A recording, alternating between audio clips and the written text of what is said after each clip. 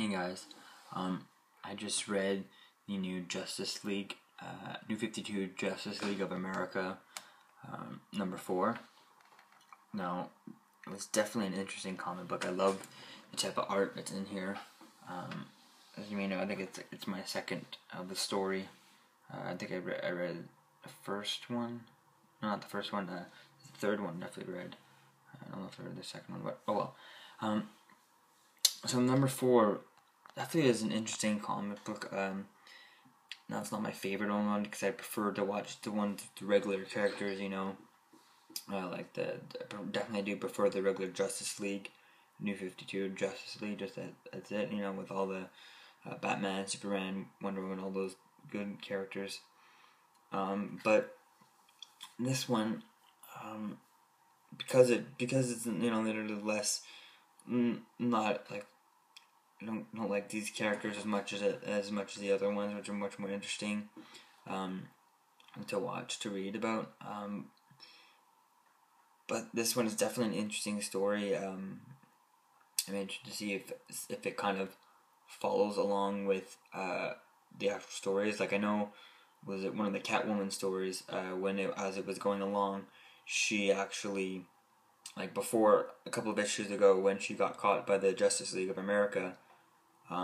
In the New 52 Catwoman line, where it was just a single Catwoman size, she had also got caught in that comic book by the Justice League. So it was like the same story, just both different sides of the story. From the Justice League of America, JLA's point of view, and then from Catwoman's point of view, type thing. So it was interesting to see that. So I'm interested to see what's going to happen in the next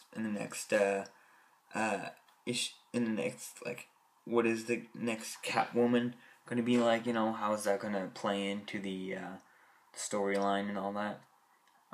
Is it going to follow the same story? So that would be interesting to see. A lot of the characters I don't really know too much. I know Hawkeye, Martian Manhunter, and that's it. I really don't know the other guys too much, so definitely interesting to learn them as they learn about them. And Green Arrow, but really don't like Green Arrow's hood. I really find that the whole hood idea is quite cheesy, and not cheesy, but it's just not practical.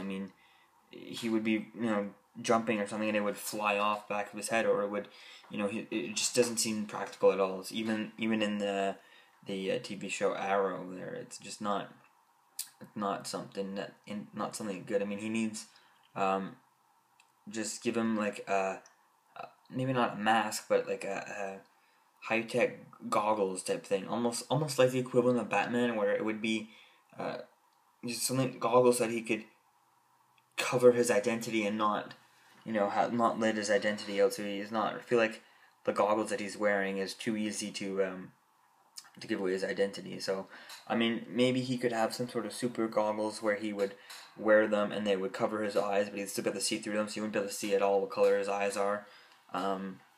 Whereas Batman, you only see this down, so you kind of don't. It could be anyone who's not shaved, stuff like that. The only thing Batman really gives away is that he's a guy and he's white. That's it.